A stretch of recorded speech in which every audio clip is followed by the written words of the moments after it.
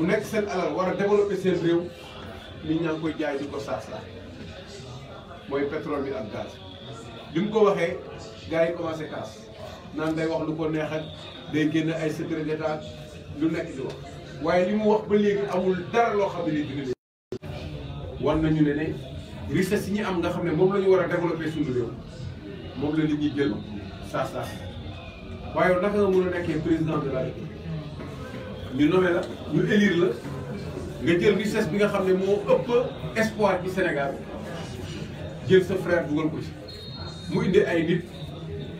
ñu ne ñoom dañu am contrat pétrolier dañu am permis d'exploration coow li topp leen ñu jël ko jaayaat xam loolu ñu ko jaayee xam loolu li ñu waroon fay nañ ko wala fay kooku premier mérite am mooy mu def dénonciation boole ci nag yeneen dénonciation ñu naan kii de dafay dénoncer rek lu mu xam da koy wax mais daf leen gêner parce que li muy dénoncer dafa nekk dëgg boo xam ne kenn mënu ko waral muy dem di dem ba législative ñëw mu ñëw Sénégalais yi def ko député mu dem assemblée continuer fa le même travail di wane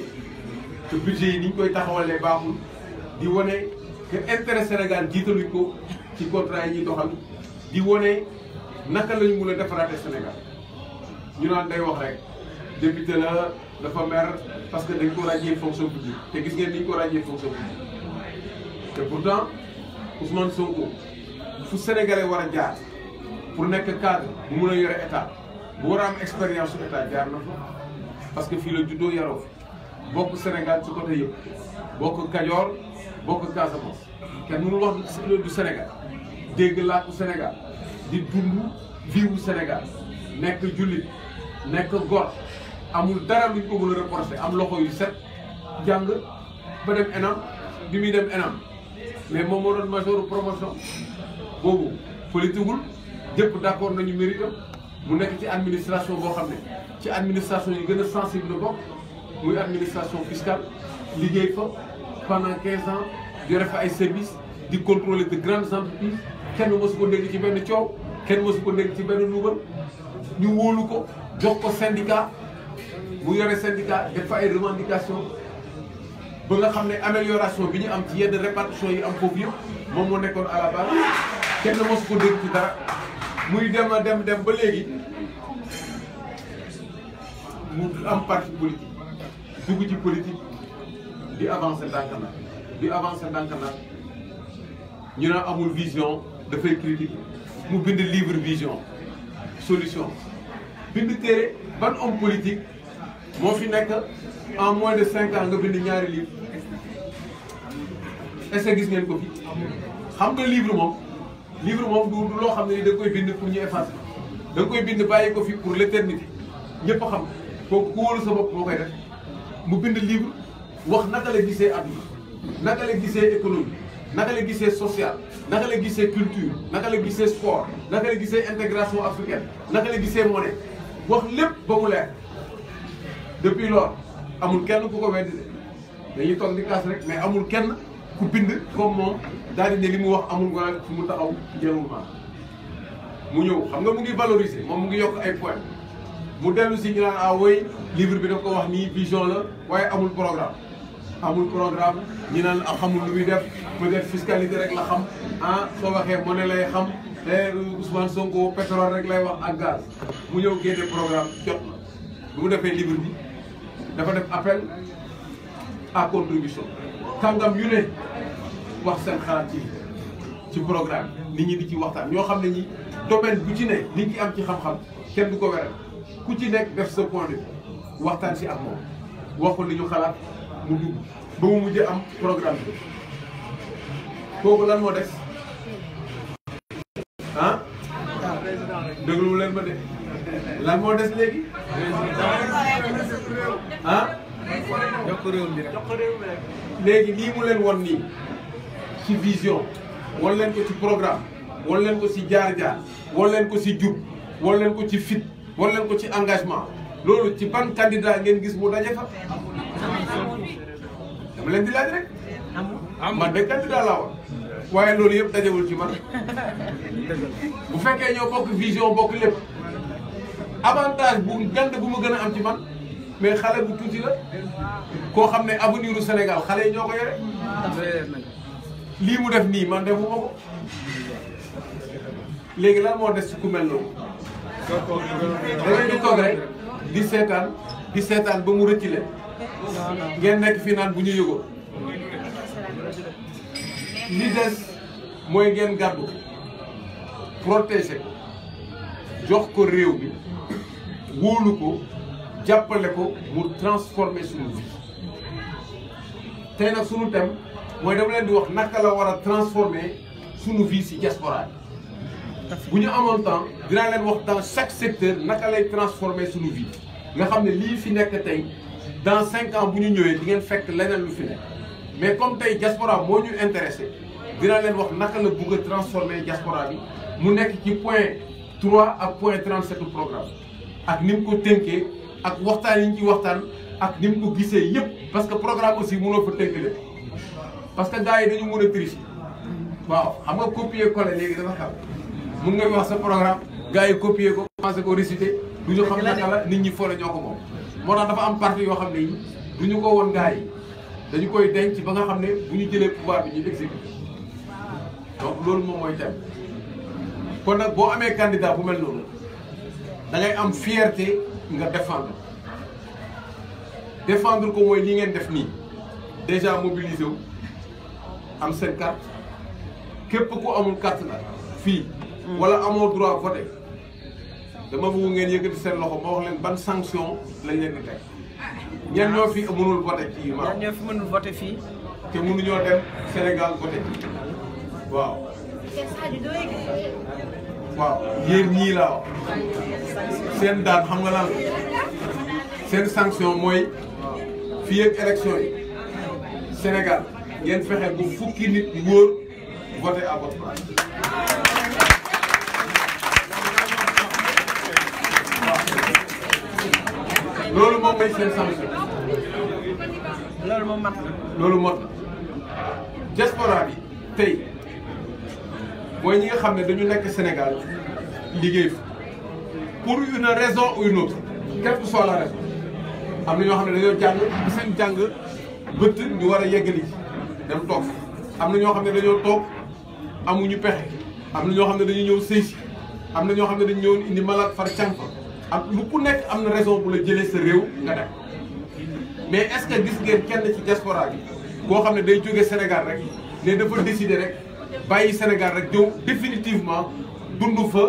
dee fa def fa addunaam ut fa bàmmeel est-ce que loolu nit ku normal dina xalaate noonu donc émigration c'est provisoire donc da nga ñëw provisoirement pour dund fenn suturlu fa mais sa intérêt mooy nga dellu même bu fekkee da ngay bàyyi sa njaboot foofu mais diaspora bi est-ce que li ñu war a am yëpp am nañ ko ba pendant ñuy toog fii Sénégal ñu mën a préparer wu pour dellu et pendant ñuy toog ci bitim réew ñu mën a préparer wu dellu wala pendant ñuy toog fii ñu mën fi dund bu correct pourtant boo xoolee diaspora ñu ngi ñafe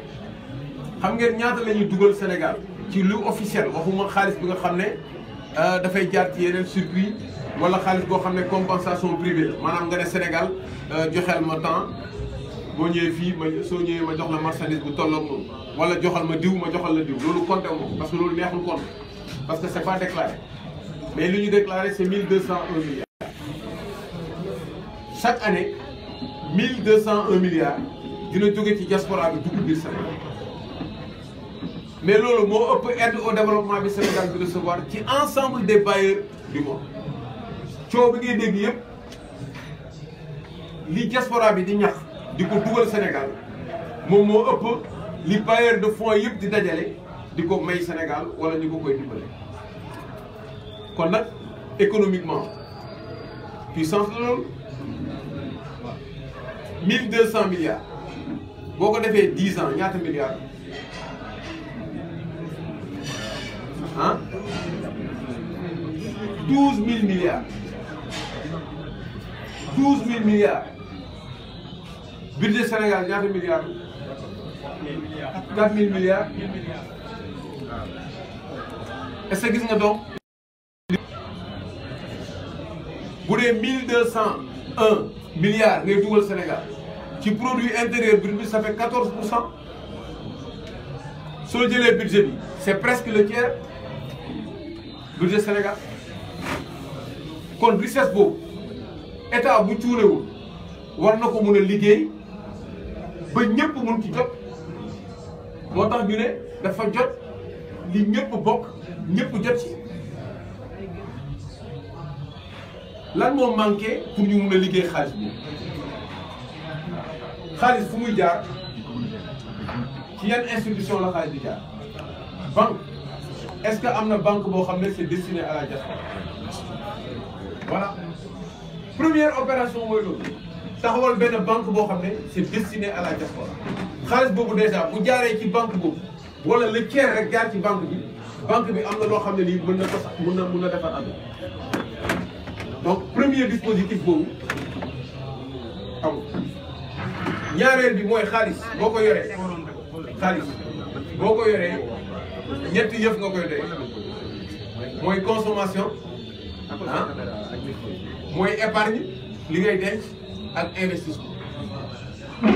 consommation loo bare xaalis foog naa ne benn yoon ngay añ xanaa nga mel ni sawaye nga xam ne day dégg naa ñetti yoon lay dégg loo bare xaalis ci benn lal ngay tëdd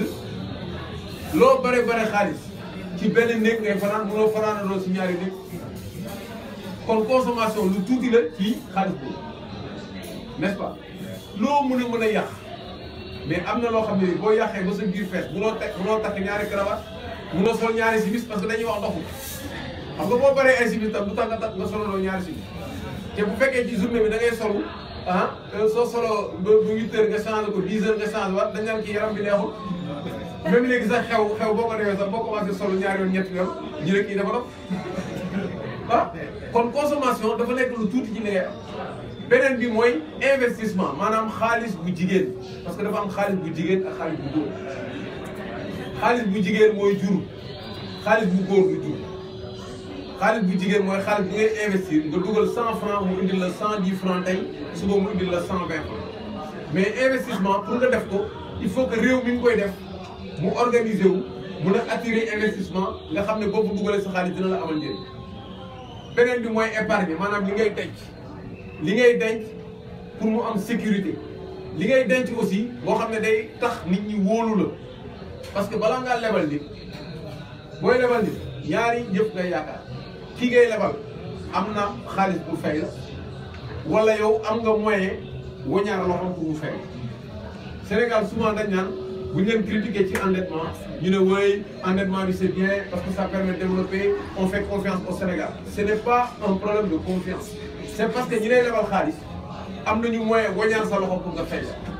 parce que ñoom ñoo yore institution financière yi lay noté ñoom ñoo yore tout le cadrage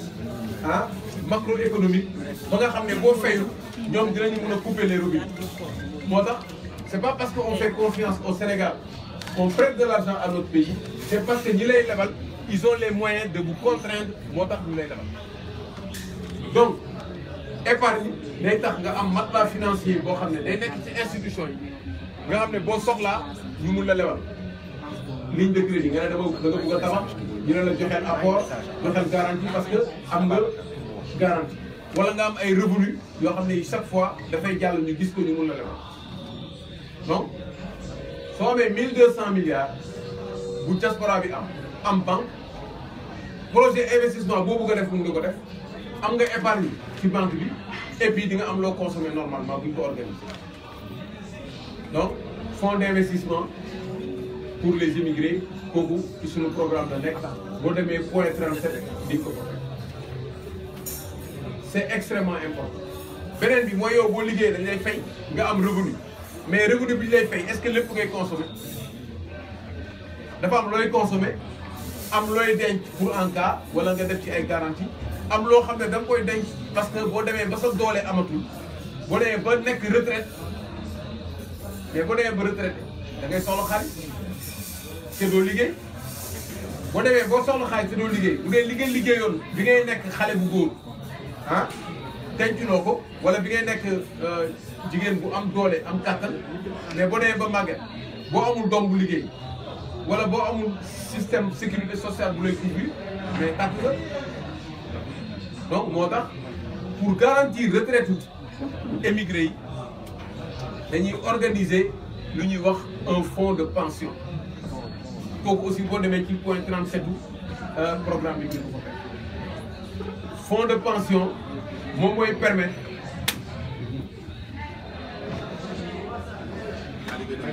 waaw Mbaye Tall bu Marrakech moom moo ñëw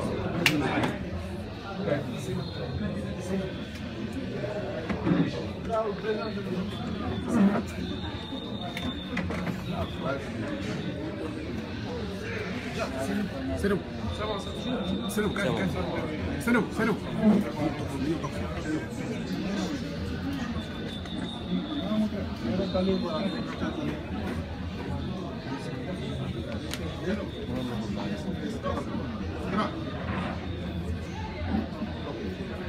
voilà dañu leen may suñu gan yi ñëw jóge Marrakech gis leen sànq ñu leen di dalal jàmm aussi di leen féliciter ci seen engagement di leen wan ne kontaan nañu trop ci seen teewaay aussi ci gërëm ne ngeen ci sanitaire donc revenu yi ngay am booy liggéey boo demee ba retraité souvent li ngay cotiser ci fi nga jaar sa liggéey du la permettre nga am retraite boo xam ne bii dina la permettre nga vivre normal moo tax fii Sénégal retraité moom alku presque benn boo amul chance am doom yu liggéey boo retraité da ngay gën a sonn Sénégal nga gis bu retraité ba pare di jóg chaque matin yaay njëkk di dem ñëw boo mënatoo sax def dara li nga mënoon gas déew sax mënatoo parce que soo waxee ñu ne dama retraité alors que boo retraité normalement foofu nga war a sentir sa récompense mu mel ni ku jaamu yàlla ba ñu dem àjjana foofu nga war a kontaane nga ne li ma jaamu ci àdduna kay lii lañ ma ko fayee waaye nga sonn fii ci àdduna ba pare jaamu yàlla ba sonn nga dem fële gisuloo dara kon lan la doon jëriñ mais liggéey lan lay jëriñ bu fekkee ne à la retraite tu ne te retrouves pas waxatuma laa nag nga jël sa àdduna yëpp dem bitim réew di yeewu suba teel di toggal sa bopp kenn du la teel sa doom ngay lu nekk nga dugg ci di yéeg ci train yi di yéeg di sonn di def ay petit boulot lu nekk nga def ko ba pare nga def retraite nag nga gën a sonn nga xam ne boo toogee fii niveau de vie bi dafay métti boo demee sa réew ñëpp toog di la xaar naan ah kii de dafa demoon àll ba waaye bi mu ñëw nii amul dara kooku honte la pour éviter loolu suñu programme dañu def benn fonds de pension maanaam dinañu fexe ci xaalis bi ngay am bi ngay gagné revenu nga mën a cotiser fonds boo xam ne bii dañ koy denc di ko fructifier di ci jël ay action di jënd ay action Sonatel di jënd ay action ci yeneen dëkk di def ay opération yoo xam ne yi dafay am garantie assurance réassurance ba nga xam ne yow boo retraité rek wóor na leen di nga am revenu boo xam ne di nga doon liggéey sax amuloo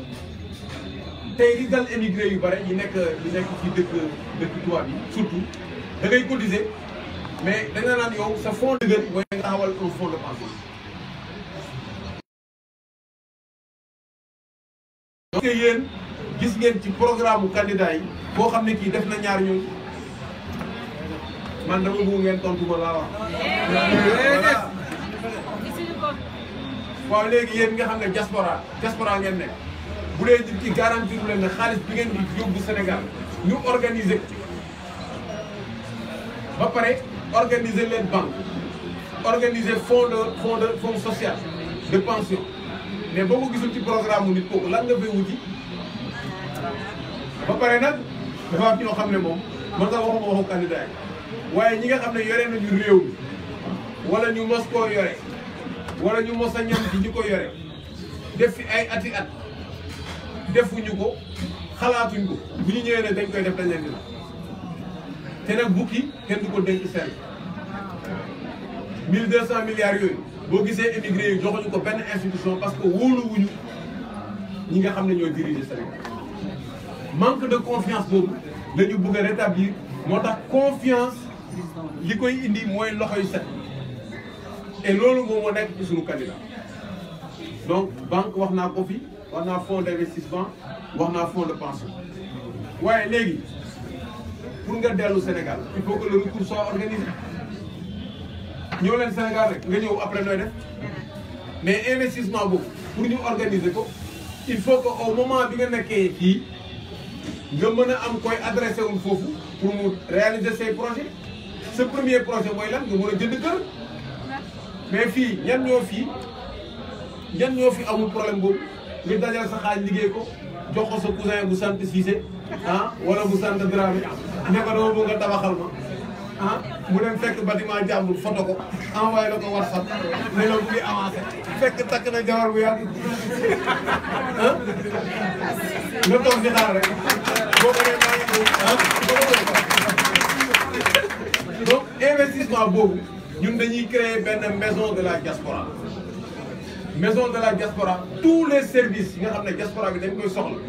muy architecture entreprise ou terrain organisation assurance formalité titre foncier lépp maison de la diaspora moo koy topp ñu ngi koy defee ci weti monument de la renaissance président Atepa moo ko concevoir def lépp système électronique yi nga xam ne kër gi nga bëgg même boo déplacé wu da ngay def ce choix ñu wax la évolution bi utal la architecte defal la lépp boo xasee ba bokk ci société fonds d'investissement bi nga xam ne da ngay cotiser te laaju ñu leen 1200 milliards yëpp de 1200 milliards yi ñuy envoyé bu ñu ci amee le tiers rek on organise tout ça. Maison de la diaspora boobu c'est une nouveauté boo xam ne bii combinaison programme Sonko programme Diengou programme Atepa programme partenaires yi dañ ko waxtaanee ba tënk beneen avantage bi ñu am ñun du ñu jël pouvoir yi ba pare. di réunion wala ñuy réfléchir ci naka la ñuy doxee moo tax bu yóbboo ngeen préparé di yéen a ngi ñafe pour élire Sonko mais li gën a am importance mooy da ngeen préparé wu pour l'aider à gouverner parce que ça va aller très vite dans quelques jours on va prendre le pouvoir inchallah. bu boobaa nag seen responsabilité la ngeen taxaw donc ñun dañuy ubbi tey. liggéey tey waaw ubbi tey liggéey tey amul jël pouvoir bi naan dañuy réunion dañuy seet ku ñuy nommer et tout non ñun dañu pare parce que ñi nekk ci coalition bi yëpp dafa am fu ñu jaar soo xoolee ku mel ni Ablaye Niane promotionnaire Ousmane Sonko def inspection des impôts liggéey am doctorat moom it bind livre liggéey bàyyi administration nekk professeur am cabinet boo ñëwee gis ku mel ni ay Cheikh Dieye nekk ay consultant moom it ñoom it bindal livre gars yi sama gars yi dañu ay ñi bind livre yëpp donc ñoom ñëpp dañu am compétence am sérieux am jaar-jaar Atepa waxi no ak ñeneen ñi wër coalition bi ñi ànd ak moom fépp waaw ku ci ne am na compétence boo am donc loolu dafa nekk loo xam ne dañ ko war a suuraale xam ne da ngeen am avantage comparatif boo ñëwee nag ba def maison diaspora yow sa xel commencé na daal parce que on organise le retour booy dellu si di nga fekk kër bu dee da nga bëgg a def tool ah doo ñëwee da ngay jënd tool ñu naan la tey fii maire bi nee na nii dañuy organiser def la ay kayit yu wóor ngay wut tool bu dee da nga bëgg ay employé maintenant bénéficiaires yi nga daan jox sa xaalis sa frère sa doom sa cousin ñu toog Dakar nga leen daan yónnee xaalis ñu toog leen buntu kër bi naan ataaya fin du mois ñëw jël xaalis bi dootul demee noonu bénéficiaires yi dañuy nekk ay employé ci projet yi nga xam ne fonds d'investissement moo koy def parce que day am banque de projet boo mën a indi dañ koy def ci banque de projet ñu étudier bu ñu koy étudier léegi yow ki nga war a jox xaalis fin du mois nga ne kii dama koy jox 50 000 d'accord ñu ne la d'accord 50 000 nga koy jox d'accord mais na liggéey bu ñëwee mu liggéey ci projet yi dina am salaire boo xam ne dina nekk soo amee salaire bu 90 000 non seulement yow doo la ko jox dara mais dina am 50 000 yu mu am et il aura plus de dignité parce que il travaille dafay ñax léegi nag mu commencé fonder foyer parce que koo jox 50 000 par mois yenn saa yi bu buggee takk jabar day xalaat bi fii grand bi su ma meree de su ma envoyé dara wala yooyu day commencé hésiter mais bu fekkee ne am na salaire am di liggéey mu wóor ko ne am na emploi bu stable mu wóor ko ne fii kenn du ko fi dàq parce que bénéficiaire parce que daf ci bokk moom noonu la ñuy organiser économie réew yi développé dañuy organiser seen économie waaye toog ci biir réew ñu élire la nga jël xaalis bi di jox sa doom di jox sa jabar muy jënd ay montre 13 millions di yore ay saabu 5 millions di jënd ay oto yoo xam ne yi ah kenn mosul xalaat sax jënd ko ñi nga xam ne dañu liggéey seen xaalis ñax ko am na prix yoo xam ne di nga ko ci def ah di noos di créer ay société di luubal mais loolu yorewul réew ñun ñëpp ñu toog rek di seetaan ñun ñëpp nag ñoo ci am part de responsabilité surtout ñun ñi nga xam ne dañu nekkoon ci haute administration bi di toog di seetaan mais bi ñu demee ba maar moo tax ngeen gis ñoo xam ne ñi dañu amoon seen liggéey dañ ko bàyyi pour combattre parce que loolu mënul wéy Ousmane Sonko mii bu ko neexoon mu toog fi mu toog nekk inspecteur avancé nekk directeur général nekk ministre calmement te doon ko mën a reproché dara ñun ñi ñëpp ku ci nekk mënoon ko topp loolu mais dañu xam ne bu ñu ko defee génération future yi ak suñuy doom ak suñuy sët dinañu ko reproché donc nag cuune weesuwul nga am communauté à l'étranger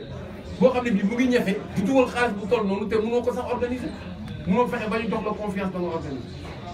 donc loolu suñu différence lañ ci suñu programme beneen bi mooy formation yow boo nekkee bitim réew nekk Maroc war a jàngal sa doom ñu ñëw jàngal ko système boo xam ne bii du la amal njëriñ bi sa doom ñibbee ñu war ko jàngal mu kurti di sonn ci arabe bi di sonn ci loo xam ne nii boo demee sa dëkk peut-être du ko mun a am est-ce que am ngeen fii école sénégalaise mais loolu c'est le minimum pour que ñi fi nekk seen doom mën a jàng dans le même système bi nekk seen dëkk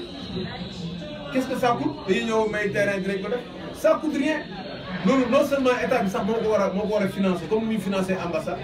mais man nga bañ a am ambassade sax ah supprimer ambassade bi sax jël ay consul ci différentes villes yi créer benn école sénégalaise sax moom moo gën ëppul njëriñ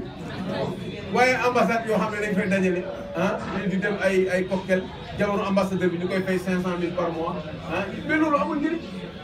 ndax dara chaque ngoon ñu invité la benn cocktail nga dem lekk ba sa biir bi toll nii ah li tax nga toog fa sax doo ko defati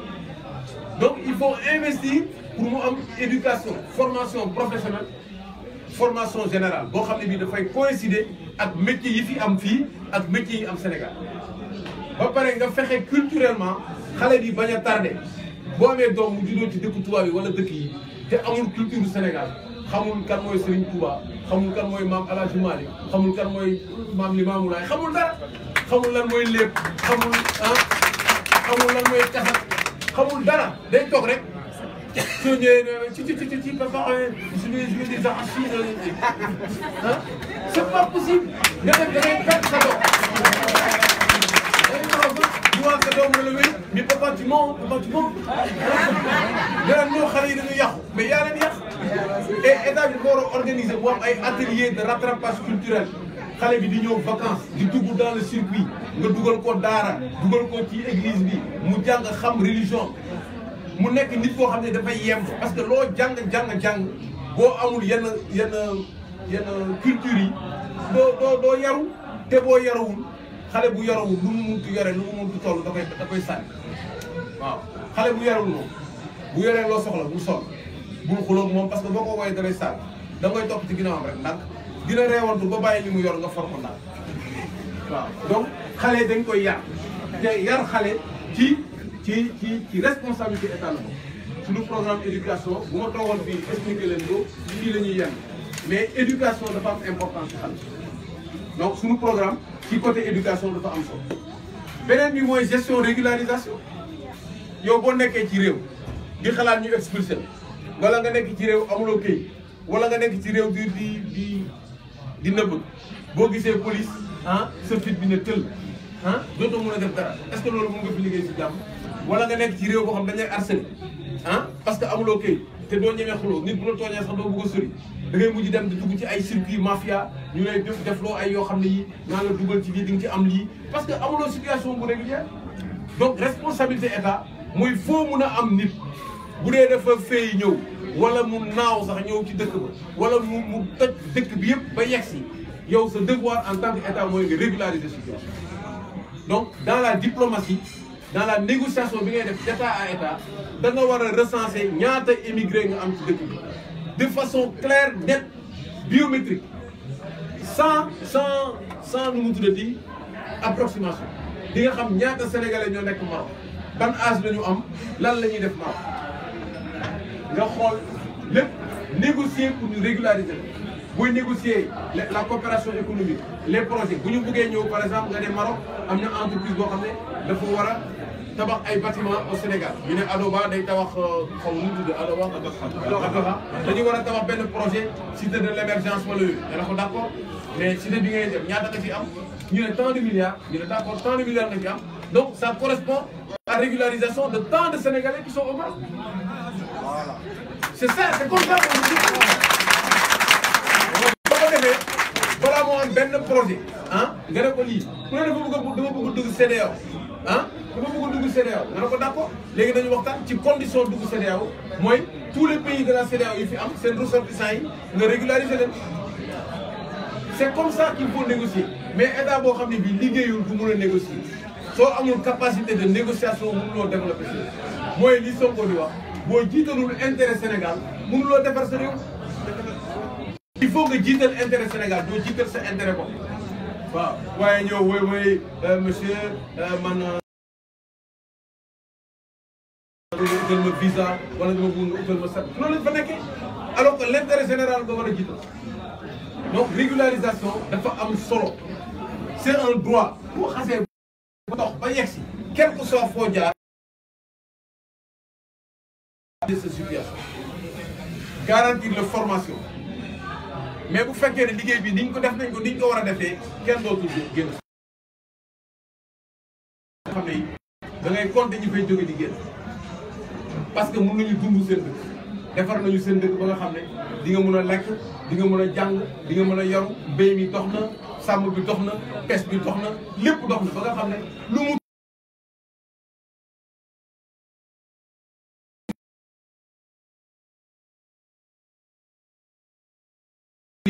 ñu defal la liggéey bu correct di nga ko mën a am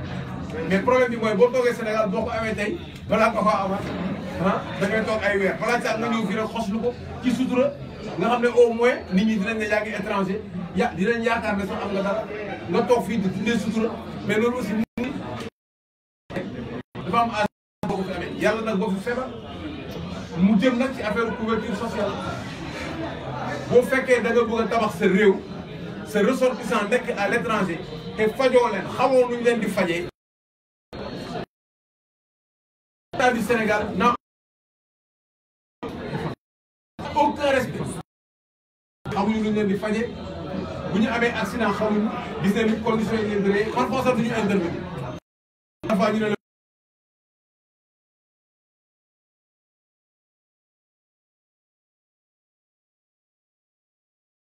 maintenant beneen bi mooy diplomatie boo xasee ba ñëw ci réew da nga war a am comportement boo xam ne waa réew mi dañuy gën a respecté Sénégal surtout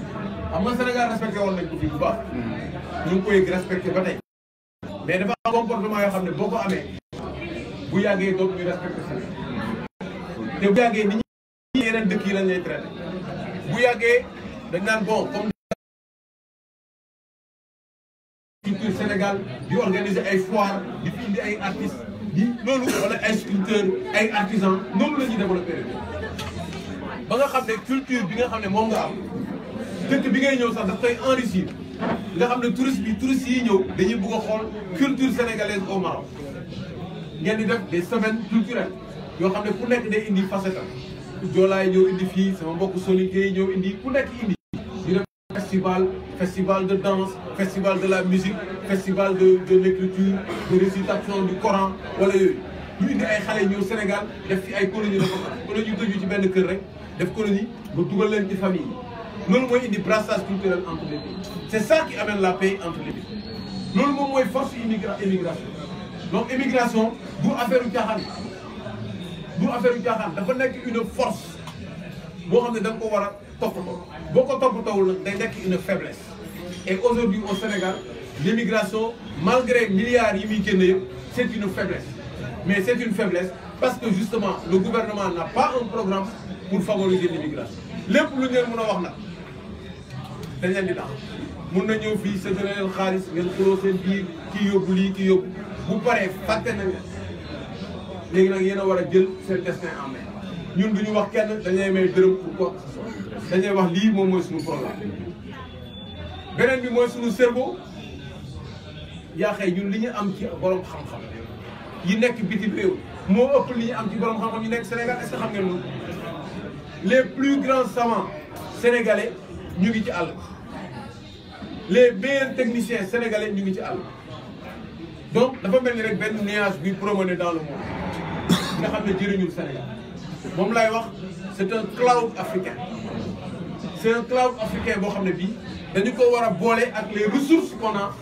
sous nos terres, les ressources bi ñu am ci géej gi soo boolee ñaar yooyu tu deviens le pays le plus riche du monde. Mais amul matching entre le cloud africain et les ressources naturelles. Donc il faut ramener les cerveaux en Afrique.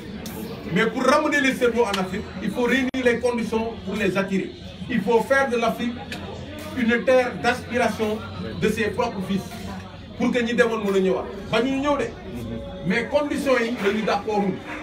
boo ñëwee amoo tali amoo piste gis gars yi di détourner xaalis bi lan nga fi wuti nga am sa doom amul école bu mu jàngee amul système éducatif amul dara maladie yi nekk fi dootoo ñëw. Donc il faut que les pays travaillent fii ñu toll nii nag 2019 ngeen di décider ndax da ngeen bëgg seen dëkk développé wala déet tant que nanguwu leen seen dëkk ci loxo ñi ko yore amul benn chance mu développé. moo tax du affaire politique Sénégal dafa toll foo xam ne fii dafa jot moom la ñuy wax jot na dafa jot ni ñëpp a bokk ñëpp a jot c'est ça l'enjeu dafa jot bu jotul nag ngeen wax ma ko madame Sow léegi.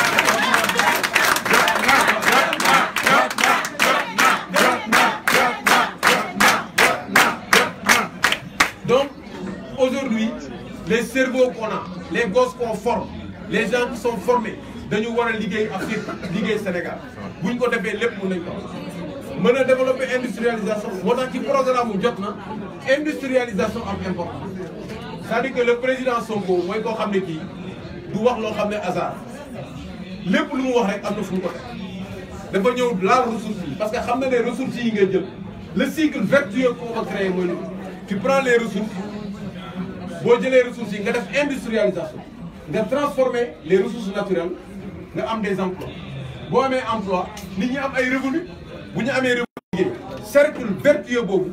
moom la ñu amul nous on a un cercle vicieux boo xam ne da ngay ñëw def endettement massif loo am mu dem moom lay wax croissance ruusitu mburu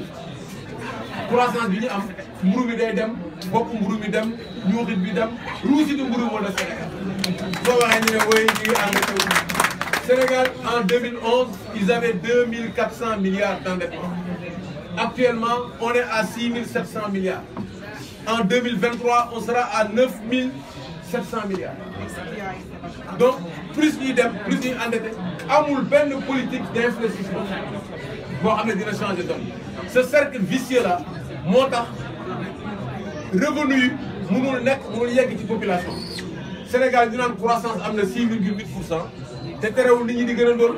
éducation bi di gën a yàqu santé bi di gën a yàqu moom la ñuy wax une croissance qui n'est pas inclusive c'est une croissance qui ne rabote pas la pauvreté Sénégal am na yokkute waaye amul naataange yokkute ak naataange du benn réew boo ko yoree da ngay fexe mu am naataange te agriculture ba defuñu fa xaalis béykat yi même bu ñu amee production bu yokku da ngay dem ba sa production doo ko mën a jaay doo ko transformer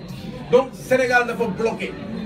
c'est un pays bloqué dafa bloqué woon sax seere am benn góom waaye góom bi nag dafa am benn waaye bu ñuy wax tonton dafa ñëw jël benn góom def ko ci góom daal di ko seere ba mu dang ba ñëpp di gañ léegi nag nee na ngeen may ko beneen mandat mu delloo góom ba ca booy booy est-ce que ngeen ko yebaate weesuwul loolu yow ñu jox la réew nga échoué toll fi nga toll dugal ci cercle boo xam ne bii yaa ngi endetté pays bi nit ñi di gën a sonn ñëpp a sonn ba pare nga ne yow léegi dañ la mayaat beneen mandat moo tax bu leen ne dolli leen ma da ngeen koy wax da nga bëgg a doggali waaw léegi nag doggali moom ku ko nangu yaa ko defal sa bopp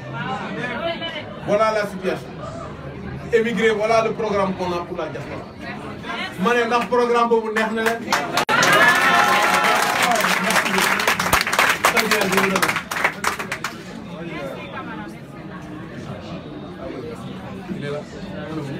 ah oui monsieur Marena waaw Moustapha Marena nous sommes mbokk Soni Kelle ak mbokk Yeumbeul Nord. ah Yeumbeul Nord aussi dans la banlieue moom mooy responsable mooy président d'honneur PDS du Maroc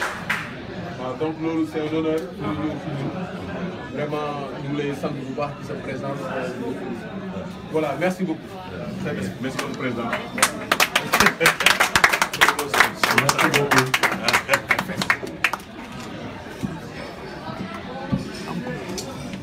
comme ni ma ko waxee woon rek monsieur le président Boubacar Camara nee naa leen ci début conférence bi c'est un bon orateur donc tey nag faute bu mag la ñu am fii ci Maroc balaa nag ñuy continuer dama bëggoon ñu gërëm ñi nga xam ne tey ñoo ñu fekk fii. y a aussi le président Babacar Tall donc bu jógee ba Marrakech dugal ngeen may ko loxo naa ko def kàddu bi sax ñu tànn y a aussi monsieur Marena ni nga ko waxee mu jiite fii coordination PDS ma bëgg ngeen may ko loxo bu baax a baax c'est important donc ça c'est un signal fort lu tubaab di wax c'est un signal fort donc di santaat bu baax tamit am na suñu yaay bu fi nekk bu baax mooy yaayu patriote yi muy maman Mati nañ may ko loxo bu baax a baax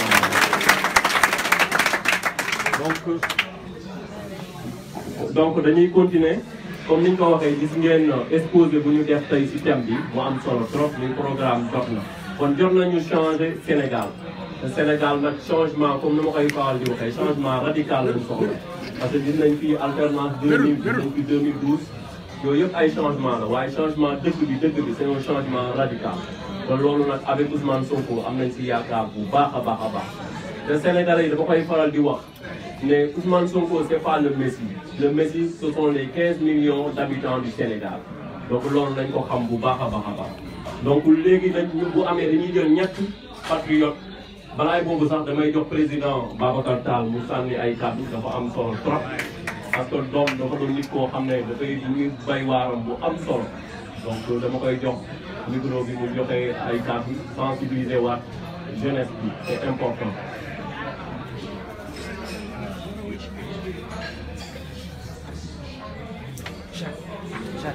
salaamaaleykum mbooloo mi li may njëkk a def mooy jéggalu ci retard bi tey rafetlu tamit jotaay bi xëy na kàddu yi mën naa ne lépp wax nañu ko ndax ku xam monsieur Boubacar Sarr président Boubacar Camara di nga xam ni au niveau par exemple exposé bi ñuy def ak li mu jotoon déjà présenté ci rajo Pastef international bi nga xamante ni pratiquement lépp fekk na man nag sama intervention du gudd ndax li tax ñu jóg engagé wu ci dafa nekk boo xamante ni dañ cee gis suñu bopp et naka lañ ci gisee seen bopp mooy li nga xamante ni moom laa daan wax waa Marrakech dañ ma naan tout le temps naan ma grand fu ñuy teg suñu tànk man leen man je vais voter ñu ne ma pour kan man leen je vais voter pour Mohamed nit ñi nag am na ñoo xam ne dañu xawoon a yéen ndax nit ku ne mën nga ne da ngay voter pour toi-même parce que lu tax ma ne damay voter pour moi-même dama ne damay voter pour moi-même parce que jikko ji ma gis ci Sonko moom laa gis ci la ndax tey jii yàlla féete nañu fi ñu nekk bi di liggéey yàgg fi mën a bàkkoon ni tey jii ay loxoy set wecc lañ yor te pourtant nekkoon nañ fi ay responsabilités yoo xamante ni ñun ñooy buum mu nekk loo xamante ni fierté la ndax loolu du loo xamante ni dama koy tiitaru mais dama ko jàppee ni fierté la nga nekk ci structure yàlla def la ba li gënoon a mën a kawe ci structure yàlla teg ko sa loxo ngay buum di buum nga génn ci dem ba génn fa ak sa loxo yu set wecc vraiment bu ñuy wax loxo yu set wecc noonu laa fa génn et c'était juste une parenthèse rek boo xam dama ko bëggoon a tijji ndax je pense que bi ma fa génnee il paraît qu'ils ont envoyé des auditeurs internes bari nañu sama ñeneen naar yi nga xamante ni sax dañ ma ko doon jéem a xaj sax liggéey boobu doon nañ ci dem bay woo sama patron di ko expliquer di ko wax naan ko Babacar il vend moins cher bu ma mosaan woo lii la ma mosee woo benn jour ci benn anecdote la rek mu woo ma ne ma il paraît que on peut rajouter 1 dirham sur le prix ma ne ko ku la ko wax mu ne ma ton concurrent suñu concurrent ma ne ko tu oublies que c'est le fournisseur qui envoie les emballages loolu moo tax je suis très bien positionné parce que man ni ma dañ ko liggéey rek te stratégie boobu ñun ñoo ko mettre en place ki ñuy jaay moo ñuy yónnee emballage bi bu la yónnee 1 million de boîtes par la force day jënd 1 million de tiers stratégie la woon na ma ne ko bés bu ñu ko xamee liggéey bi jeex diir bi jeex yàlla mayoon nañu ba nga xamante ni dañoo amoon groupe tey jii nag li nga xamante ne ñu ngi ciy wax ñu nekk ci bëgg a jël jàppale Ousmane Sonko le président Ousmane Sonko pour mu yor réew mi xam nañ ni am na ay loxo yu set te xam nañ ni mën na ko yor te aujourd'hui discours bi muy wax mooy discours bi mën a nekk man dama gëm ni Sénégal sur d'ici les 15 prochaines années warul am chômage d'ici les 15 prochaines années warul am chômage parce que tout est à faire tout est à refaire donc ak industrialisation bi muy wax ñëpp xam nañ ko fii ci la ñuy yëngu mooy la seule entreprise boo xam ne dina la permettre yi nga absorber une main d'œuvre très importante on tournait avec des effectifs de 800 personnes ci entreprise industrielle donc c'est-à-dire loolu moo lay mel nga drainer benn nombre bu important te aujourd'hui lan lañ doon def c'est des produits du terroir liñ fi doon def yàlla def na ñëw nañ fi jàng nañ fi am na fi luñ fi jot a xam tey jii may wax ak yéen man nii du ma may tiitaroo mais dama ciy am fierté bu ma demee ba toog naar bu woo ma di ma laaj naan ma dama am problème mu olive explique ko ni ñu koy def ma naan ko taalal sa WhatsApp ma naan ko taalal caméra bi nga won ma ko olive yi wax la liñ ciy def ma xam ni rek am nañu jaar-jaar jàng nañu te li nekk ci man moo nekk ci ñun ñii ñëpp sénégalais loolu la ko yàlla may sànq biñ ciy wax moom laa doon wax ma ne la un sénégalais ñi nekk àll bi yëpp ñëpp ay jàmbaar la parce que xam nañu fu ñu dem prouver da ngay gis ñoo xamante ni domaine de compétence bi ñu yóbbu sax duñ fa nekk ñu ñëw defal lu ay la yoon lu am solo mu nekk loo xamante ni dafa nekk ci ñun aujourd'hui nag ñëpp duñ ko xamee mooy diaspora bi ñu commencé nekk aujourd'hui gis nga jot na bi dafa jot vraiment parce que diaspora mi ngi commencé mettre ñi nekk Maroc xam nañ ci dara tout le temps ñuy avancé day gën a métti aujourd'hui il faudrait qu'on inverse les cours parce que yéen a ngi ci dëkk boo xamante ni buñ dee wax rek en termes de ressources jamonoy tey valeur aujourd'hui le Sénégal est plus riche que le Maroc valeur aujourd'hui on est plus riche que le Maroc donc am na loo xamante ni war nañ ko mën am nañu ressources yi am nañu le capital humain bi existe la muy yéen muy man muy ñun ñëpp lenn moo ci des nag mooy ñu xar suñu tànk tubéy jàpp ci c'est vrai ni que Maroc la ñu nekk mais tam am na loo xam dinaa ko bàyyiwaat nit ñi xam mooy ne que Maroc électoral bi tax koo bëri trop c'est-à-dire que bu ñu bëggee xeex nag xeex da ngay sot soo bëggee ki la sotlee nag mooy suñuy bokk suñuy papa suñuy yaay suñuy ñii seen jëkkër ñii seen jabar ñooñu ñoo lay jàppale ci xeex bi nga sotti parce que tey jii boo génnee ci mbedd bi di dox ku fi tasanteeg agresseur xam nga lan mooy tax nga daw ndax da nga leen ñuy xool ñu doon ñett kenn génnee fii kenn mais bu dee benn la da ngay taxaw defante moom gis nga ñi fi nekk il faut ñu sot leen sot bi nag mooy voter fii et faire demander aux gens ñi nekk au pays ñu jàppale ñu ci xeex parce que ñun sonn nañ maa ngi jégalu ci kàddu bi merci beaucoup. ñu lay jaajëfal bu baax a baax président Babacar Tall jóge ba Marrakech donc de passage aussi ñu ngi sant bu baax a baax la délégation du PDS au Maroc muy Moustapha Marona président d'honneur moo nekk nii yaa Yoro Gueye le secrétaire général Ibrahima Yannick président des jeunes ak Rassoul Sow pour Ardo chargé de com. kon ni ko waxee rek dañuy continuer ci thème bi. pour le thème donc dañuy jël ñett patriote yoo xam ne bu ñu amee ay laaj ci docteur Camara ci concernant programme bi ak thème bi tey donc mën nañu signaler wu. 2 minutes chacun. 2 minutes chacun. donc y a Medoune Cissé mu bokk ci coalition Sonko président ngeen may ko loxo bu baax a baax mu doon porte-parole en même temps après. donc en 2 minutes ah.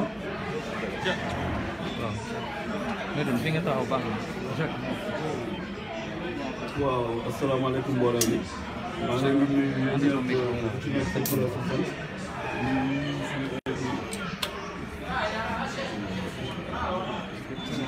nuyu di nuyu suñu invité yi donc ñun jeunes yi nekk fii biir Maroc tout d'abord laay njëkk a waxal c'est-à-dire que tey dañu am benn objectif te objectif bi ñu am mooy c'est très simple.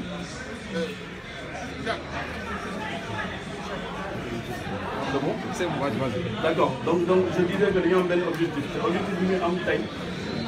c'est très simple mooy lan. gagner ce combat d'abord fii biir Maroc parce que défi la pour ñun parce que donc xam ngeen ne fii lépp luñ fi def du suñu dëkk un jour ou l'autre dañu war a ñibbi te bu ñu ñibbee dafa am lu ñu war a fekk foofu loo xamante ne dinañu permettre ñu dund ci suñuy njaboot dund ci donc kon tey li programme bi monsieur Ousmane Sonko samp dañ ko war a fësal ba ñëpp xam ko ñi nga xamante ne comme ni ko président Boubacar Camara waxee amuñu carte amuñu possibilité voter fii sanction bi ñu leen teg dañ ko war a jëfe faire voter 10 personnes yoo xamante ne ñu ngi au Sénégal pour ñu gagner foofu ak lépp lu ñu mënta def conviction bu ñu mënta am motivation bu ñu mënta am te gagné wuñ élection yii ça ne servira à rien li ñu war a def moom xam ngeen ko man su ma gisee tey benn jeune bu paas ñëw fii biir Maroc soit nga nekk ci Sandaga soit nga nekk ci kër yi bu Didé ah soit nga nekk ci Asie Rassab ci Médina chaque mois ñu yónnee xaalis suñu kër ñu koy tuddee ñoo dañu war a am droit de veto dañu war a am kàddu suñu biir kër parce que ñun ñooy yónnee ñu yónni suñu yaay yónni suñu jabar yi yónni suñu mag yi wala suñu rakk yi ñu jël xaalis dem ci boutique yi dem jënd benn butéelu dund ñu dagg leen TVA boobu tey dem ci keesu nguur gi jël ko au lieu que mu investir ko ci beneen affaire mais dañ koy investir mu jëm ci seen poche wala seen poche doom seeni doom ñoom tey ñoom ñu mag ñi depuis 1960 ñoo jiite suñuy papa ñoom en tant que patriote ku bëgg dëkkam war a jël sa propre initiative fay ñu leen dërëm yéen fii ñëw ku ci ne yaa paasal sa bopp nga xam nga jóge INSBA wala feneen ak feneen loolu ñu ngi leen ci remercier mais seen warugar la seen devoir la donc dama leen di ñaan pour bañ a guddal ngeen yokk pas-pas bi faire voter vos familles surtout au Sénégal pour ñu jéem a gagner combat bi gis nga buñ ko gagnewul ñun ñuy toog fii biir Maroc dinañ gën a souffrir dëkk bi amul leen lu ñu ëppale ñu ngi leen di sant di leen remercier parce que au moins ñoom ñoo ñu formé donc question bi ma bëggoon laaj au nom des jeunes yi nga xamante ne ñu ngi fii biir Maroc. ku nekk une minute c'est-à-dire que ñun ñoo am problème parce que am na suñu frère yoo xamante ne ñu ngi fii. question même dañuy terminer. bu ñu mënul même intégrer Boubacar Camara sax doo mu bu ñu mënul intégrer centre d'affaires nee na donné au président amuñu beneen possibilité parce que bu dee commerce yi. wala tey ñu ko daal. et terminé donc à loolu laaj tey. parce que 17h30. le président Ousmane Sonko jël pouvoir lan la compté def pour Sénégalais de la diaspora en particulier Sénégalais yi nga xamante ne ñu ngi fii biir Maroc am ay capacité intellectuelle yoo xam ne mën nañ jël yenn poste yoo xamante ne au Sénégal ay poste de responsabilité la en tant que jeune loolu laa bëggoon laaj je vous remercie. Merci.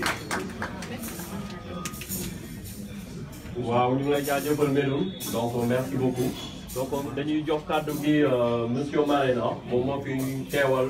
waa PDS Maroc donc mu doon bés bu am solo mu sànni si ay kàddu en 2 minutes mais ñu jëlaat kenn parce que lu ñu mayoon si ay simili xam nga jeex na donc xaaral ma jox ko monsieur Marena may leen ko loxo nag bu baax a baax. waaw asalaamaaleykum waa PASTEF ak coalition Sonko 2019 président daa mel ni ñii pare wu ñu pour fal Sonko. wala dañ leen jox ay 200 dirham ngeen ñëw si salle bi. non. salle bi nag kii daf fi war a jóge. loolu mooy wax ji. ñun nag ñoo yor dugal gañe bi. ñun waa PDS te dinañ ko dugal parce que daf fi war a jóge. parce que Ablaye Wade waxoon na si Jeune Afrique que il suffit que mu def nii Macky Sall tëb. et c'est le moment. ñu nag dañuy soog donc war ci soog na bokk. man jour élection yi naa jël ñaari oto jox ko waa coalition Sonko 2019 ñu leen dem voté ji. parce que li ciy yokk mooy lenn il faut ngeen am fulla ak fayda waa APR ay tàppe lañ amuñu fit boo leen demee consulat ak fu mu mënta nekk may Marrakech ngeen yox yi ñu nax leen gagné carte bi. fii ils sont minoritaires kenn gëmu leen parce que nit ñi bu ñu leen gëmoon duñu voté fii Sénégal la ñuy voté duñ fi ñëw di émigré donc il faut ngeen gagné gars yi le soir du 24 février te dañuy perte loolu daal moo la ci wax di leen digal. may leen loxo bu baax a baax monsieur Marena waaye.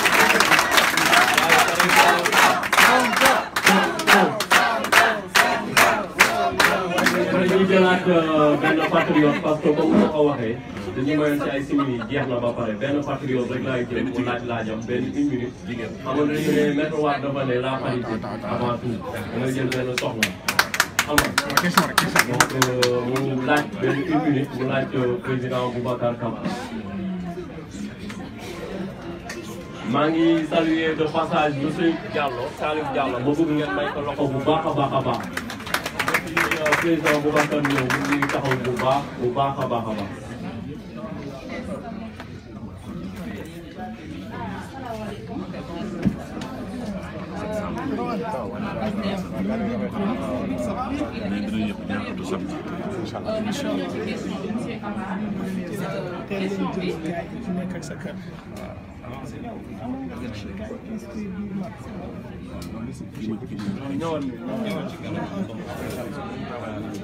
Sama question monsieur Camara mooy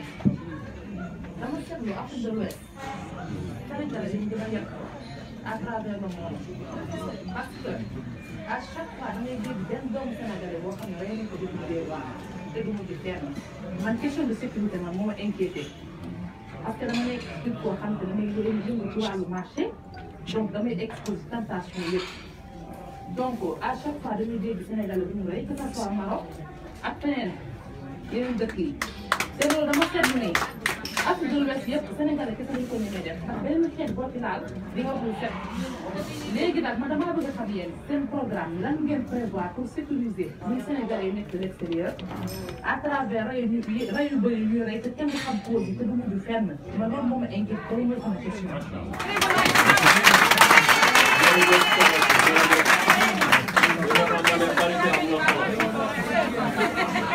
looloo tax ma ne parité am na solo lu Maître Wade di wax parité avant tout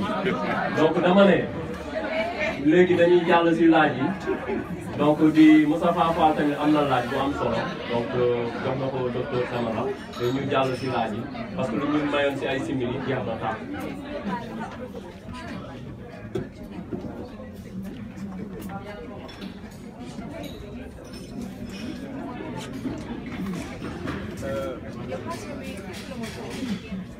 Voilà, merci beaucoup. Ñu ngi leen di sant bu baax ci seen laaj yi je pense que c'est bon. C'est bon. Xam naa ne daal yéen Marena moo baax si yéen. Marena daal moo leen mën a yëngal quoi. Allô. Marena daal xam naa moo baax si yéen parce que ñu leen yëngalee ngeen yëngal. Élection fayda la laaj ak fulla bu leen kenn te élection bii dafa am importance capitale parce que ñoom ñëpp xam nañu ne diaspora bi génn na si loolu c'est clair kon lan moo leen dese saboter élection diaspora comme mënuñu leen tere ngeen jox consigne de vote seen parents léegi vote bi ngeen di génne moom la ñuy saboter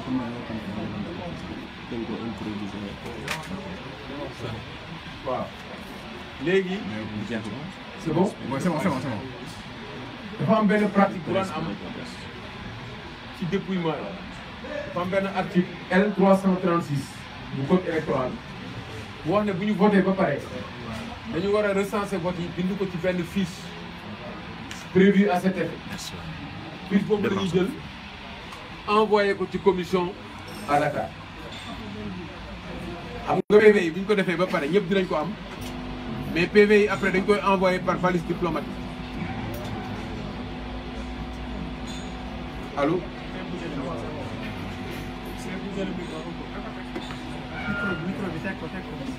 xaaral man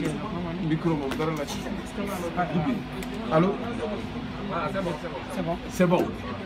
alors dañu war a jël vote yi. recensé ko lire ko ba ñëpp gis ko ñu def ko ci benn fiche boobu la ñu war a envoyé dans la pratique daawuñu ko def léegi il faut ngeen veiller ñu def ngeen vérifier fiche bi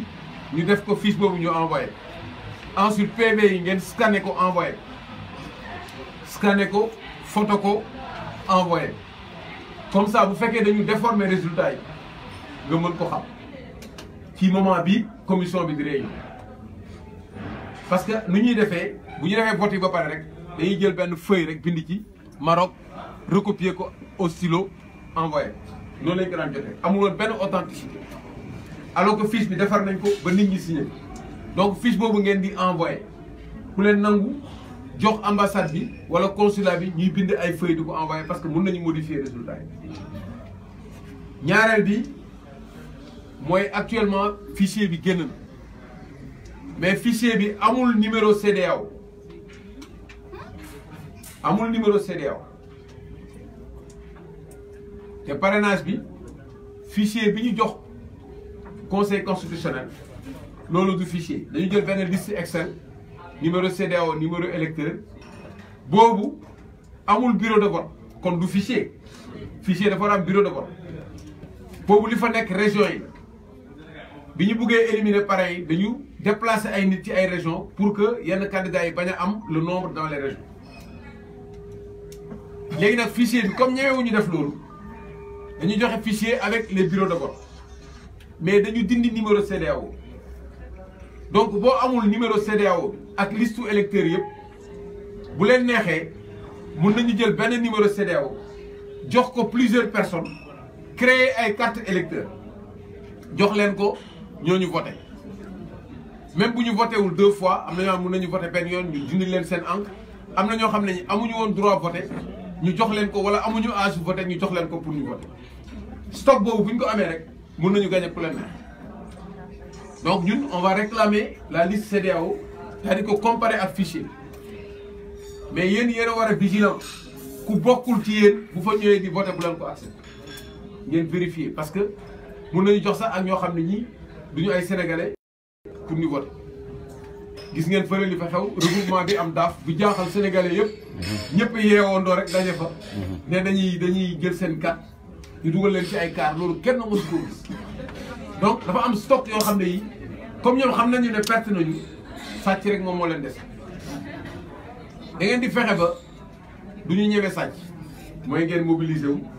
que bu ñu sàccee aussi du ñu am fu ñu ko tëggee xam nga tëgg sàcc ndënd moom yomb na waaye foo ko tëggee rek boo ko tëggee rek borom xàmmee ndënd beneen bi mooy ngeen sécuriser ci biir bureau de vote ngeen éviter ñoom ñi ñuy jënd di leen wax ne boo dugalee nga indi bulletin yeneen candidats yi il faut refuser ça c'est pas réglementaire ba pare ngeen ñi nekk ci bureau de vote yi ñu am fulla am fayda amul damay dem añi téel ma fii mu ngeen ko def ak gaawu opposition yi mais boo leen nelawee ba ëlbatiku ba bàyyee leen bulletin bi dinañ ko remplir te da ngeen am problème ngeen fexe bulletin Ousmane Sonko yi électeurs yi ñëw di jël ku nekk da ngay jël benn bulletin am na ñoo xam ne pour saboter mun nañ jël plusieurs bulletins pour bulletins yi manqué saa yu bulletins yi manqué wala mu wàññeeku wala mu jeex da ngeen di bloquer vote il faut pas accepter ñu continuer voter te amul bulletin Ousmane Sonko dépouillement bi aussi bu ñuy compter amul nelaw amul gëmën compter benn par benn su motul ñu recompter boo leen fa nekkee di nelaw liggéey bi ngeen def nii yëpp dañuy ñëw sàcc seen vote bu boobaa nag lépp saa yi ñu recommencer jëmale 5 ans te bu paree day demander 3e mandat bu paree jox goro bi bu paree jox doom bi ñeen ñëpp ngeen am ko loolu dafa am importance. remonter information yi lépp loolu am ci information ngeen remonter léegi ni ngeen mënee def ay live ak ay yooyu loolu ngeen def boo leen jàppee nit ki vote ngeen enregistré ko envoyé ko ci rajo yi waaw bu leen ragal bu leen yox bu leen kenn intimider bu leen kenn tiital ku fa ñëw di jëm a def ay trafic d'influence pour forcer ay nit ngeen bañ boole ko autorité yi bu amee problème ngeen bloqué vote boo leen demee nag ba xam ne yéen a ngi gagné parce que loolu dafa am importance ñoom bu ñu nee ba gis ne yow tendance bi moom mooy perte nañu parce que loolu yomb na ñoom kii bi la ñuy xool mbalit bi poubelle bi bu ñu gisee poubelle bi gisee ay Macky Sall yu bëri rek dañuy saboter vote donc bu boobaa da ngeen di sécuriser vote bi pour éviter ñu saboter il faut être prêt li ngeen di def nii c'est la guerre des temps modernes léegi amul ay jël ay xeer ay toj ak ay lakk ak yooyu xewi li xew mooy ngeen taxaw sa bulletin ba pare nga sauvegarder sa bopp kooku mooy lii Marena waxoon laa bëgg a continuer dëggal ngeen xam ne combat la nit nag bu ñu la wóoloo ba nga jël sa t-shirt ne yow yaay Sonko ba ñëpp di la ko wax da nga war a dem taxawaayu Sonko xam nga Sonko kenn yabu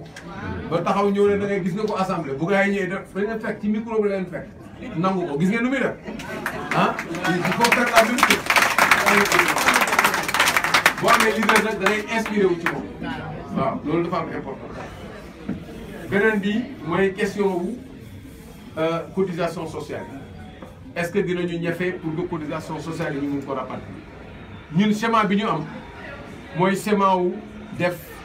un fonds de pension sociale nga xam ne yow di nga mën a cotiser boo cotiser ñu mënu ko utiliser pour boo ñëwee Sénégal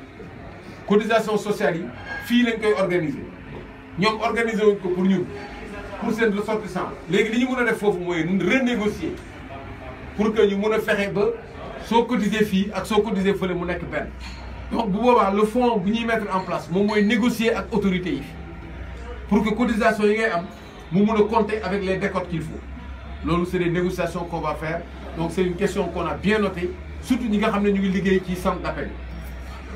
yi ñi liggéey ci centre d'appel yi surtout dañuy am problème yooyu da ngay fay ay impôts fii yu bare parce que situation régulière ngay nekk ba pare doo ci mën a bénéficier doo am aussi mobilité boo changé dëkk avantage yi nga doon am dootoo ko am sa salaire wàññeeku loolu c'est des choses yoo xam ne état moo koy négocier yow kenn en tant que employé mënuloo ko négocier doo am doole donc loolu noté nañ ko bu baax ci revendication yi la bokk loolu dafa am importance. beneen bi mooy poste de responsabilité yi cerveau yi nga xam ne dañu nekk fii ñun bu doon suñu sago duñ fi nekk dañuy liggéey Sénégal mais Sénégal pour nga liggéey fa il faut que liggéey am fa il faut que nit ñi investir fa boo amee fonds d'investissement liggéey ñu jël ressources yi def projet yi def industrialisation dina am emploi comme ni ko Mbaytaan waxee bu boobaa nag nga ñëw bu dee nag ay poste fonction publique la loolu lañ koy wax léegi poste fonction publique yi boobu concours ngay def wala nga def appel à candidature nga déposer ngeen def concurrence. Très bien. ku ëppale ku gën a compétent yow lañ koy jox kooku moom du am benn intransigeance bu dee nag poste de responsabilité bu dee poste de responsabilité boo xam ne confiance la kooku ñun ki ñu gën a wóolu mooy ki àndoon ak ñun di xeex na bu boobaa libre nañ ci bu dee poste député bu dee poste yoo xam ne yi c'est des postes politiques de combat ñun ñi ñu àndal la ñuy fexe ñu jël position yi parce que boo jëlee pouvoir aussi te jëloo majorité assemblée soxla wu ko loolu da ngeen war a préparer moom la bu leen dara bett parce que dans quelques jours bu ñu jëlee pouvoir bi. incha allah lan mooy xew Macky Sall il sera toujours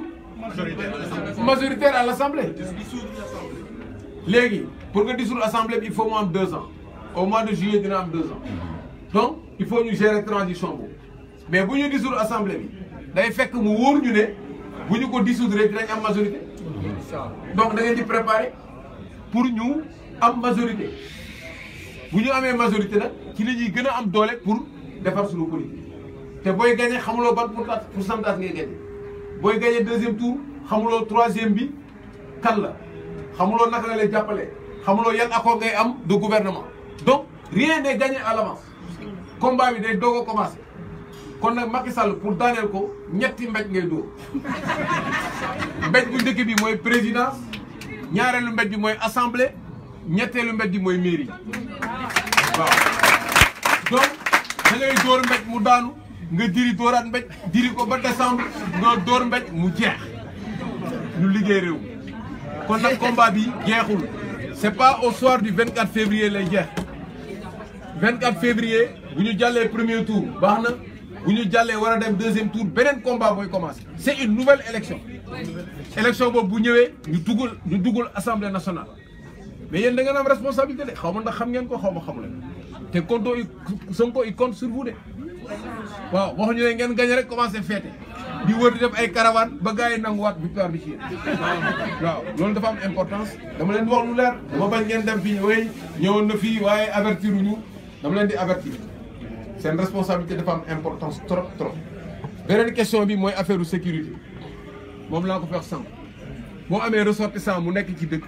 da nga ko war a sécuriser mais bu fekkee sa ressortissant nekkul ci situation régulière xamul ne yaa ngi koy toppatoo recensé wu loo ko sax xamuloo sax ñi fi nekk comme sénégalais mais bu ko dara jotee moom du ñeme sax dem police donc yow yaa ko war a sécuriser quelle que soit sa situation loolu dinañ ci taxaw bu baax. dinañu réorganiser la carte diplomatique et dans tous les services diplomatiques dina am benn service boo xam ne moom mooy toppatoo la sécurité des ressortissants nga xam ne nooy recenser cas yi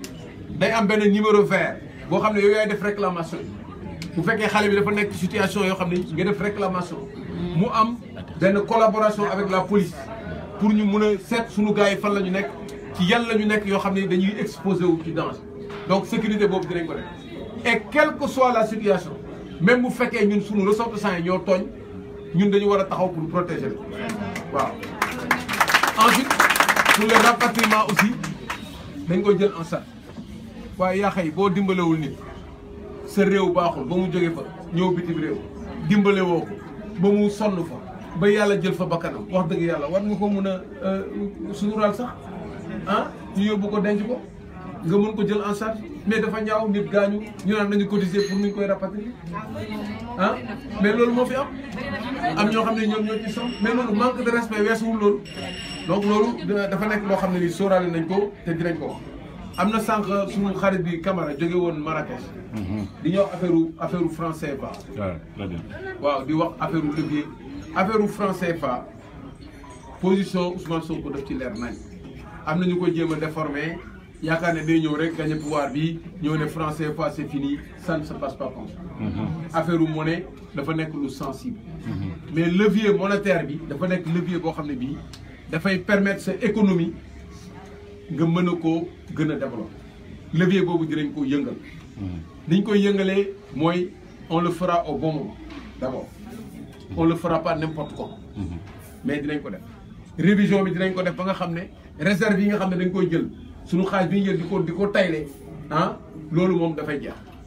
révision bi ñu ko defee ba pare schéma bi ñu préféré moom mooy schéma wu ñu am benn monnaie unique au niveau de la CEDEAO monnaie boobu bu amee ça va être très bien bu fekkee nag dem nañu ba loolu yëpp amul dinañ ut benn schéma national mais je pense que du ñu yegg foofu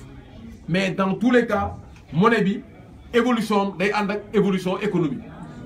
parce que sa monnaie ñun suñu monnaie dafa am doole trop suñu économie amul doole dañuy fexe ba suñu économie am doole mën a ànd ak monnaie bi mu méngool léegi nag yéen ñi yoroon monnaie bi signé ak ñun waaye yéen France lan mooy yoonam ci suñu monnaie africaine dama leen di laaj rek yoonam nekku ci histoire moo taxoon mu nekk ci ba léegi dañuy toog nag négocier ñu xool conditions yi est-ce que parité bi baax na wala baaxul est-ce que dañu war a am suñu monnaie est-ce que dañu am monnaie fixe monnaie flottante affaire u monnaie du waxtaanu boo xam ne bii waxtaanu mbedd la parce que c'est une question extrêmement sensible ñiy def ay critiques yooyu ñoom ñoo fi indi ay problème bu monnaie ak yooyu mais ñun xam nañu bu baax li ñuy def xam nañu daal li ñuy jiital moom mooy intérêt Sénégal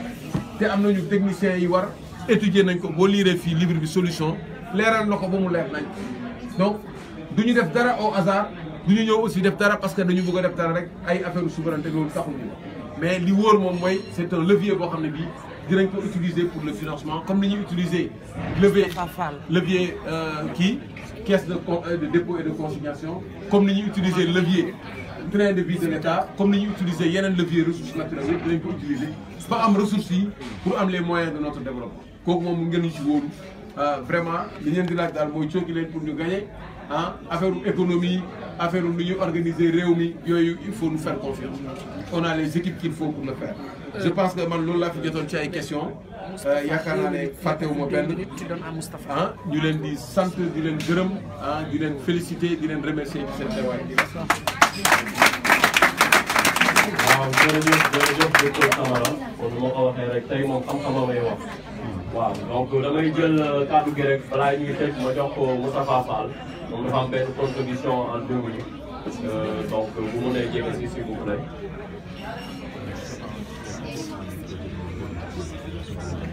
waaw donc ñu ngi may signaler mais y a Atek Sané mooy président coordination PDS Maroc fédération bi donc gis ngeen de waaw donc ñu ngi sant bu baax waa PDS gis nañu taxawaay bi waaw sincèrement may leen loxo monsieur Atek Sané jërëjëf. salaamaaleykum ñu ngi leen di ñëpp ku ci nekk ci turam ak santam di ko ne dara def jàmm donc aujourd'hui dañu ñëwoon parce que pour envoyer question bi sur le rapatriement. Nous sommes des Sénégalais Nous avons des postes de responsabilité ici au Maroc, au niveau des centres d'appel. Il n'y a pas que des conseillers, il y a des managers, il y a des responsables ici. Donc notre seul souci, actuellement, on a cotisé assez de... On a eu beaucoup de cotisations sociales que nous avons emmagasinées. On a fait il y a certains qui ont fait plus de 10 ans. Aujourd'hui, ça fait des millions. Si nous devons simplement prendre des retraites anticipées, ça fera un investissement pour nous. Donc, aujourd'hui, on est prêt à aller travailler pour le Sénégal, à aller investir chez nous. On est prêt avec le président Sonko, mais aussi c'est un manque à gagner pour nous et pour le Sénégal. Donc, c'est sur cette manne financière-là, aujourd'hui, qui est au Maroc, que le président Sall avait décidé, lors de sa visite, à vouloir négocier avec le roi du Maroc. Rien n'a été fait. Il ne fera jamais, il ne tient jamais ses promesses. Voilà. Donc aujourd'hui, c'est pour informer le président Sonko. C'est une manne financière que le Sénégal peut en bénéficier. Et les cadres ici au Maroc ont déjà dit, parce qu'il y a beaucoup de cadres ici au Maroc et qui ont assez cotisé plus de 10 ans et de 15 ans de service. Donc ils pourront bien sûr rentrer chez nous pour aider le pays, mais aussi c'est une manne financière que certains d'entre nous aujourd'hui ne voudront pas laisser derrière eux. Donc ça c'est un point. Et j'aimerais aujourd'hui lancer un appel woo sunu mbokk yi parce que actuellement sunu grand si wax na ko ñun ku fi nekk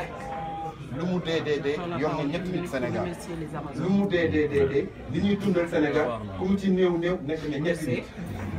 On a dañoo jël benn résolution su fekkee ni Sénégal ñun ñi ñuy dundal dañoo d'accord bàyyi fa Macky Sall ñun ñu bàyyi leen ak Macky Sall c'est très simple. On est catégorique de réponse. Merci beaucoup. L'idée est catégorique parce que tey ni ñu ko xoolee économiquement si bu ñu toogee 48 heures la diaspora n'envoie pas de l'argent, c'est un soulèvement populaire. Kenn du lekk.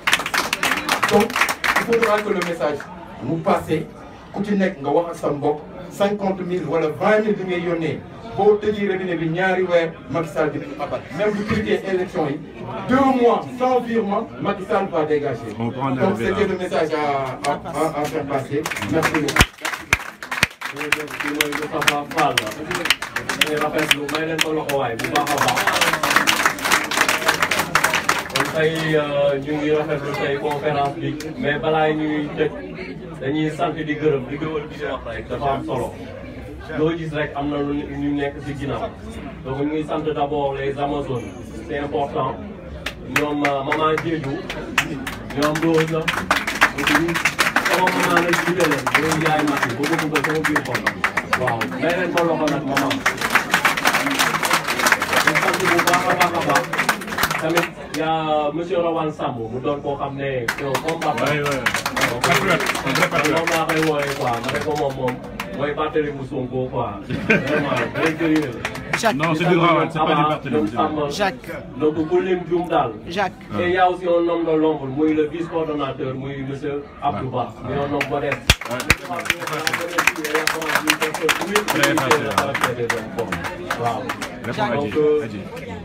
Seynabou Cissé aussi. waaw donc Seynabou Cissé moom kooku moom dama ne Seynabou ajaratu Seynabou Cissé moom moo toogoon fii léegi donc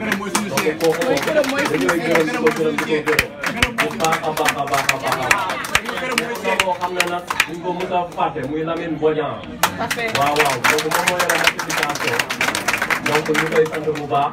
am na tamit monsieur Mar Basile comme ma leen wax rek ay borom xam-xam ñoo topp Ousmane Sonko donc ñii tey kii santu seen place donc y a des compétences yoo xam ne ñu ngi fii si Maroc donc ñii dañ leen war a bàyyi xel bu baax a baax te message boobu noonu dama koy jox docteur Camara mu yóbbu ko donc ku lim daal jub waaw ñu ngi sant ñëpp bu baax a baax waaw donc lu ñu mayoon nag si ay simili waaw donc dafa jeex ba mais am na ku des ñoo xam ne kenn du leen fàtte te man fa laa bokk muy la presse bu mettre waat lu ñu wax la presse c'est le troisième média donc ñun mooy ñu sant waa des médias waa Sen Maroc à la presse internationale ak koo xam ne depuis début campagne bi ñu ànd ak ñu mooy Mohamed ñu may ko loxo bu baax a baax waaw donc 30 secondes rek mu tëj. waaw dañuy jox président Babacar Camara. 30 secondes président gis nga de dama. répondre pour rapidement répondre par rapport ak li samay wax rek léegi man pour information ñun on est au niveau de Marrakech ñu def suñu délégation ñu am loo xamante ni ñu ngi koy liggéey tey jii mën naa leen confirmer yéen waa Casablanca bu Casa meloon ni Marrakech tey jii mën nañ ko jox attestation bu ñu certifié nii dañuy gagné ñun Marrakech dañ koy gagné. Vous nous lancez un défi là. yéen waa Casa. Vous nous lancez un défi hein. C'est un défi hein. C'est un défi boo xamante ni je veux yéen waa Casa ngeen relevé ko. Marrakech bu jour ba ngeen xool résultat bi ñun on n'est pas en train de discuter. waaw kañ la ñuy ndagam dañuy gagné ak ñun on est en train dañ leen a romb ci benn affaire ñun on parle de l'écart doit être important. ñun dañoo bëgg duñu fa am dara mais Marrakech boo demee nga jottali leen ko ngeen leen Marrakech c'est gagné. Marrakech moom on a la certitude yéen waa Casa nag li ngeen war a def leen ko ñun li ñu war a def nañ ko te ci la ñu nekk dañ koy gagné gaa yaa ngi fii toog boo leen ko wee ñu wax leen ko Marrakech moom coow di day bëri ndax nee nañ sax waa APR sax nee nañ du ñu ñëw Marrakech parce que xam nañ ni dañ koy ñàkk waaw donc ñun dañ ko sécuriser territoire la boo xamante ne ñun ñoo fa nen boo fa.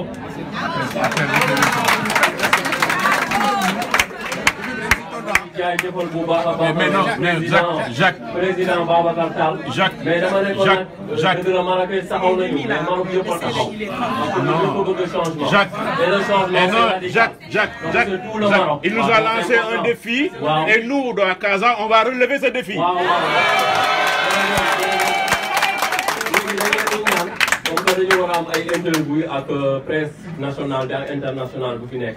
ngeen may ñu après président docteur Camara donc ñu may leen ñu wàcc ci suuf xam nga ñu mën a continuer dégustation bi di leen jaajëfal bu baax a baax. Merci beaucoup. Voilà donc merci beaucoup. Vous êtes c'est la fin donc de la conférence du brillant intellectuel Docteur Boubacar Camara, qui a fait vraiment un excellent exposé, ici à Casablanca, particulièrement à Sidi Marouf. Maintenant, nous vous remercions d'avoir été avec nous. Je pense que vous avez été satisfait par rapport à l'exposé du brillant intellectuel. Avec la coalition Sonko 2019, c'est de la qualité. Et maintenant, nous allons vers la quantité, Inch'Allah, pour gagner les élections au premier tour le 24 février. Voilà, nous avons jëli une carte, ce qu'on devait nous dogali le 24 février, bouté ko hors du pays, Inch'Allah. Merci beaucoup.